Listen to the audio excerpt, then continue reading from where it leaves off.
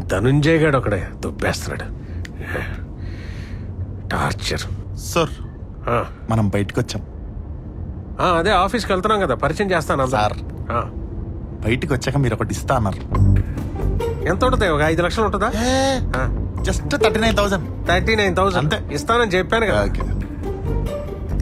Commitment ఇచ్చేసుకోవచ్చు కదా sir. అంటే మాట ఇచ్చి తప్ప మన చెడ్డ పేరు మనకు రాకూడదు సార్, అంతే. ఈవినింగ్ కల్లా ఇచ్చేస్తారా? ఇట్లా పడేస్తాను ఈ డబ్బులు.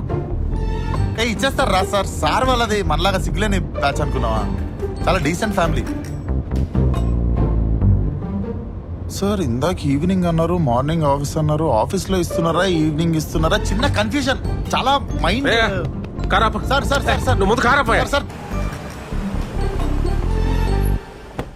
ఈవినింగ్ అయినా 30,000కి మూడ్ ఆఫ్ అయింది ఏంటినా?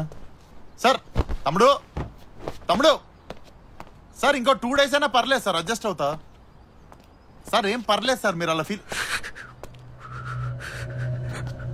అక్కడే సండే మిడ్-నైట్ 2 o'clock నా అన్నయ్య కొడుకు సంజయ్కి యాక్సిడెంట్ అయింది. అయ్యో, ఐఎమ్ ఎక్స్ట్రీమ్లీ సారీ. వాడంతటి వాడు ఆ ధనుంజయ్కి డెలివరీ ఇవ్వాలని ఫార్మా ల్యాబ్ వైపు వెళ్తున్నాడు. ప్లీజ్ ఎక్కడో టెన్షన్లో వాడు ఒక్కడే కార్ డ్రైవ్ చేసుకుంటూ వెళ్తుంటే ఎవడో దారిని పోయాడు ఆ కొడుకు. ఆడి కారు మీద కాఫీ కొట్టాడు.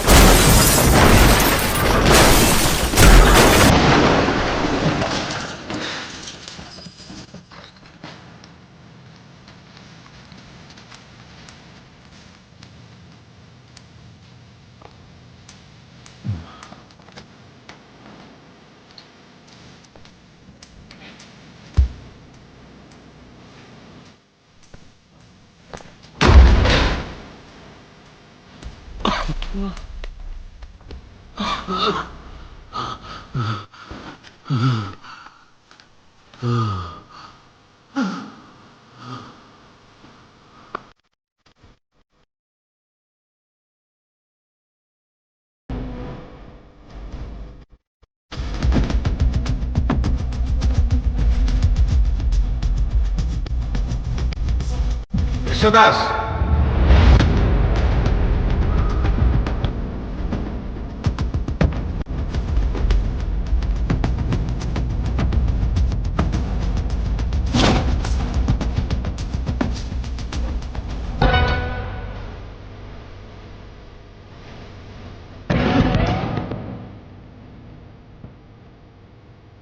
కృష్ణదాస్,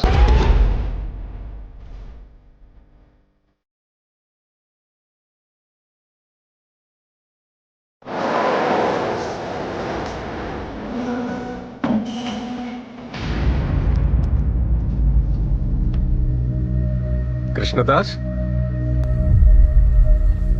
కమ్.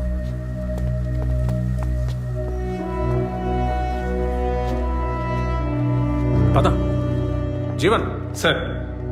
కృష్ణదాస్ డిస్టర్బ్డ్గా ఉన్నాడు, జాగ్రత్తగా ఎక్స్ప్లెయిన్ చేయి. రండి సార్. యా హలో సార్ మీ క్యాబినెట్ వైపు.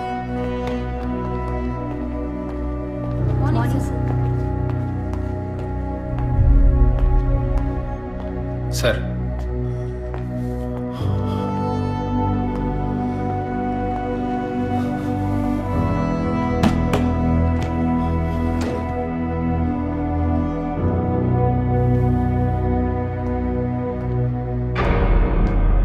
సార్ మీరు చచ్చిపోయిన విషయం చెప్తామని ఆఫీస్కి వస్తే స్వయంగా మీరే ఉన్నారు కదా సార్. సార్ సంజయనా మీరు? సంజయ్. మరి గంట క్రితం గాంధీ హాస్పిటల్ మార్చరీలో మీ డెడ్ బాడీ చూసినా కదా సార్. ఈడున్నారు ఇప్పుడు. ఇక్కడేం చేస్తారు, ఇంత స్పీడ్గా వచ్చిర్రు? అది కృష్ణదాస్ అని ఒక అబ్బాయి సేమ్ నాలాగానే ఉంటాడు చూడ్డానికి. సో ఆ అబ్బాయి చనిపోయాడు. ఓ, ఇప్పుడు చచ్చిపోయింది కృష్ణదాస్ అంటావు. అవును. మరి ఆన్ పర్స్లా మీ ఐడి ప్రూఫ్ ఏం చేస్తుంది సార్? అంటే ఇద్దరం ఒకేలా ఉంటాం కదా, సో ఆ అబ్బాయిని అప్పుడప్పుడు నేను వెళ్ళి కాఫీ షాప్ లో కలుస్తాను. నువ్వు కృష్ణదాస్ ఒకేలాగా ఉంటారు, అప్పుడప్పుడు కాఫీ షాప్ లో కలుస్తుంటారు, ఐడి కార్డులు మారిపోయినాయి అంటావు, అంతేనా? సార్ ఒక పని చేద్దాం సార్, మీరు గనక ఈ ఆఫీస్ బంద్ చేసే పరిస్థితి గనక వస్తే రైటర్ అయిపోండి సార్, మంచి ఫ్యూచర్ ఉంటది. ఏమన్నా వేస్తురా సార్ స్పాట్ లో, మామూలుగా వేస్తలేరు కదా సార్. సార్ అది కాదు సార్, నేను చెప్పే మాట ఏయ్ ఒక్కసారి. కృష్ణదాస్, నాకు అర్థమైందిరా, నువ్వు సంజయ్ ఇద్దరు ఒకేలాగా ఉంటారు. సంజయ్ ని లేపేస్తే సీఈఓ అయిపోవచ్చని ప్లాన్ చేసి సంజయ్ ని లేపేసి సంజయ్ సీట్ లో సీఈఓగా సెటిల్ అయినావు. సార్ మీరు అంతేనా? అనుకుంటున్నట్టు అస్సలు కాదు సార్, నేను చెప్పే మాట ఒక్కసారి వినండి సార్.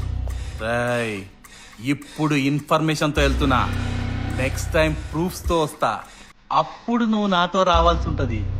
కానీ వెనక్కి తిరిగిపోతావన్న గ్యారంటీ ఉండదు బేటా. మీరు మిలింగే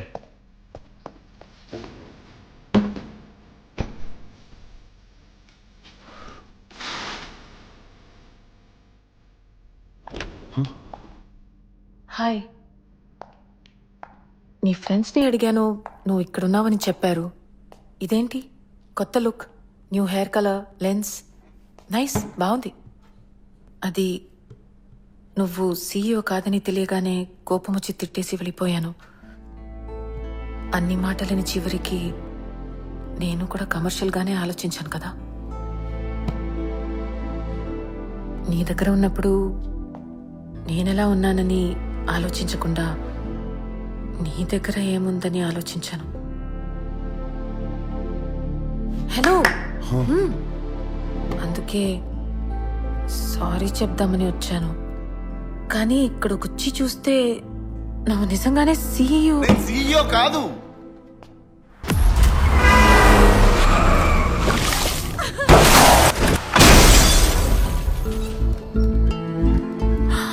ఏం చేయాలో అర్థం కావట్లేదు. నేను చెప్పేస్తా, వాళ్ళ ఫ్యామిలీకి చెప్పేస్తా, కృష్ణ, పోలీసు వాళ్ళకి కూడా చెప్పేస్తా. కృష్ణ, ఏం కాదు.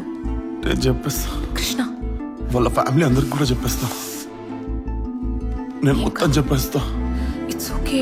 నేను వాళ్ళందరికి hey, I love you. Will face this. Keerthi, నేను నిజంగా వెయిటర్ని అయినా కూడా నీకు ఓకేనా? I'm with you.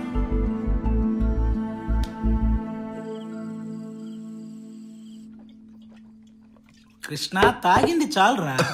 రేయ్, అది ఏదో యాక్సిడెంట్గా జరిగింది, నువ్వు కావాలని చేయలేదు. అది ఏదో కావాలని చేసినట్టు ఫీల్ అయిపోతావేంట్రా? కృష్ణ, రేయ్ రేయ్,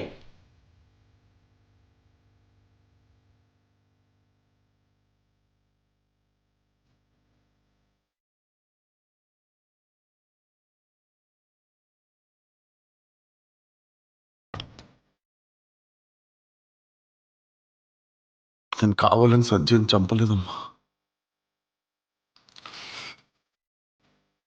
రోడ్డు మీద వెళ్తుంటే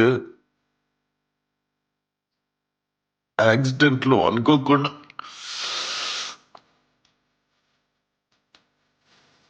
నేను నిజంగా కావాలని సంజయ్ని చంపలేదమ్మా.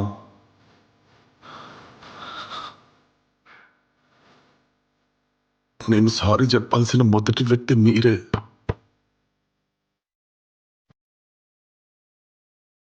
నన్ను క్షమించాల్సిన మొదటి వ్యక్తి కూడా మీరే, కానీ నేను క్షమాపణ అడగట్లేదు.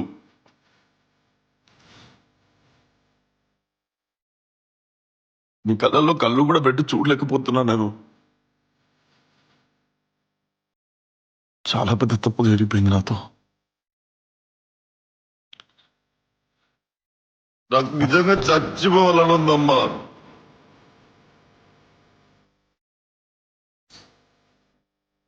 సంజయ్ నా వల్ల చనిపోయాడు, కానీ సంజయ్ ఆశయాన్ని నేను చావనిపోతుంటే నేను ఇంకొన్ని రోజులు బతికి తీరాలి. సంజయ్ అనుకున్న ప్రతి ఒక్క విషయం నేను చేసి తీరిన తర్వాత మాత్రం ఆ నెక్స్ట్ మినిట్ నేను చచ్చిపోతా. కృష్ణ, రే, అప్పటి వరకు నాకు బతికే చాలు.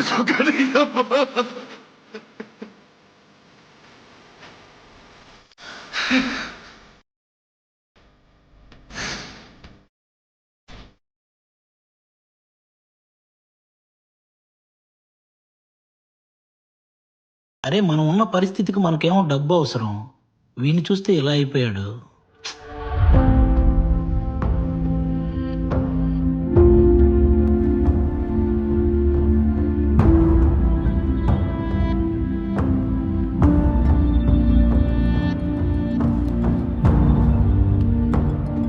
బాబాయ్ కృష్ణదాస్ ఎక్కడున్నావు? దేనికి కంగారు పడుతున్నారు బాబాయ్? ఆ ధనుంజయ్ ఆఫీస్కి వచ్చేస్తున్నాడు. ఏమైంది బాబాయ్?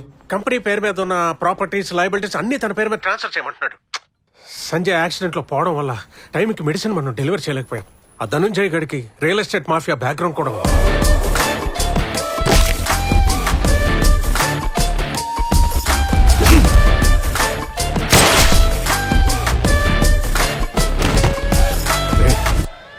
ఎస్ఆర్ ఫార్మా లైఫ్ కంపెనీని ఎలాగన్నా నిలబెట్టాలని సంజయ్ 10 ఏళ్ల కన్నా కలరా. అది ఎట్టి పరిస్థితుల్లో ఆగకూడదురా. ఎలాగైనా ధనుంజయ్ గడు ఒక 1 వీక్ టైం ఇస్తే బాగుండ్రా. కానీ వాడు అసలే మూర్ఖుడు, ఎవడు మాట కూడా వినే రకం కాదు. బాబాయ్ బాబాయ్ ఏమైంది? మూర్ఖుడు స్పీకింగ్ సంజయ్. తనుంజయ్ నాకు ఒక 1 week time. Take your own time నాన్న. వదులు. నువ్వు వచ్చేంత వరకు నీ కంపెనీ నేను చూసుకుంటాగా. ధనుంజయ్ నేను చెప్పిన మాట